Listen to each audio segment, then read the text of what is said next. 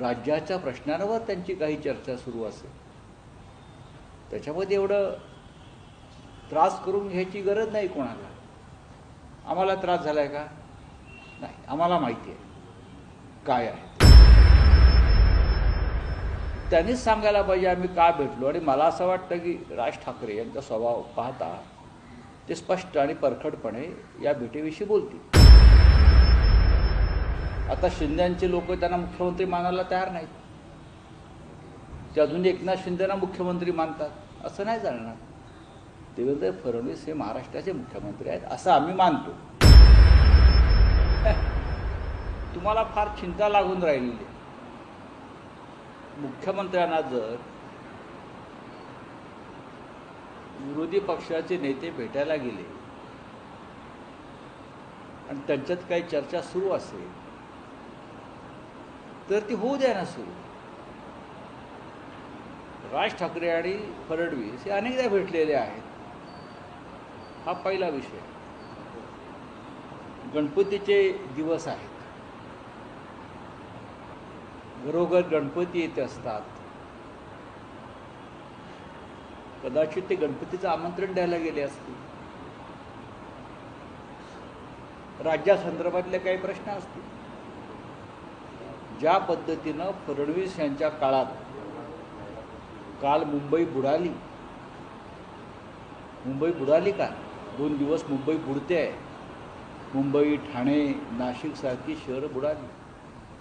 राज्याच्या प्रश्नांवर त्यांची काही चर्चा सुरू असेल, त्याच्यामध्ये एवढं त्रास करून घ्यायची गरज नाही कोणाला. आम्हाला त्रास झाला आहे का?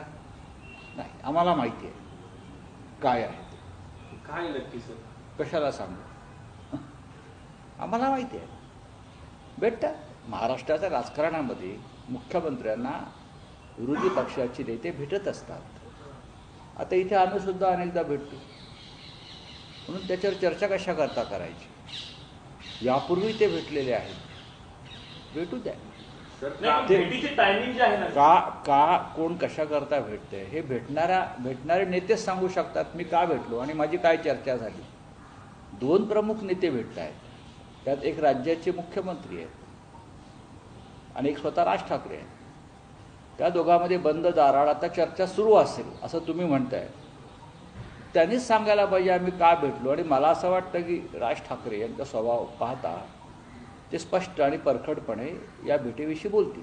एक शंका उपस्थित यामुळे होतात की एकीकडे दोन्ही भाऊ एकत्र येताना दिसतात, शिवसेना आणि मनसे, आणि त्याच दरम्यान ते भाजपचे नेते आणि मुख्यमंत्र्यांना भेटतात.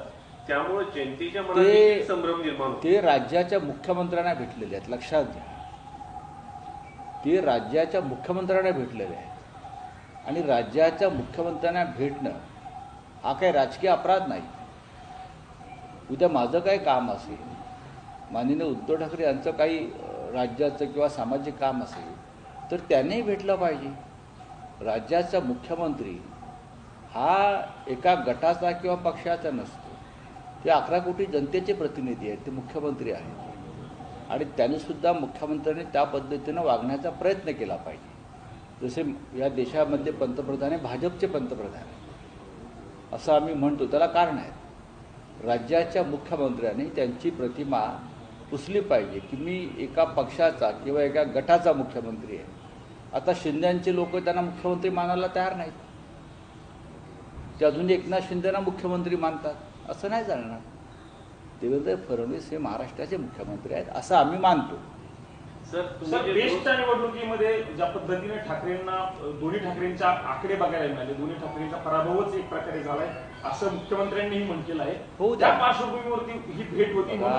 तुम्ही काय एवढं गांभीर्याने घेताय ते बेस्ट वगैरे? अहो, एका पतपिढीची निवडणूक आहे ती काय महाराष्ट्राची लोकसभेची महानगरपालिकेची निवडणूक आहे का? आम्हाला त्या पतपेढीत नक्की कोण मतदार आहेत तेही माहीत नाही. एक लक्षात घ्या. ही पतपेढी आहे. पतपेढीमध्ये काही लोक एकत्र आले, निवडणूक लढले असतील. बरं, ती का आमच्याकडे होती का? नाही. मला त्याच्याविषयी अजिबात माहिती नाही. मी वारंवार सांगतो हे विषय दिल्लीत चर्चेचे नाही आहेत ना. हे BSTच्या एखाद्या बस आग्रामधली चर्चा आहे. तुम्ही त्याला इतकं भव्य स्वरूप देताय. प्रश्न- मला माहीत नाही. परत सांगतोय, मला विषयच माहीत नाही. कारण महापालिकेसंदर्भातल्या कोणत्या विषयात मी कधी चर्चा करत नाही. तो माझा विषय नाही. त्यासाठी आमचे वेगळे लोक आहेत, वेगळे प्रवक्ते आहेत. ज्यांनी ती निवडणूक ज्यांच्या नेतृत्वाखाली लढली, तुम्ही त्यांनाही प्रश्न विचारले पाहिजे. मला इथे उत्तरच माझ्याकडे नाही आहे.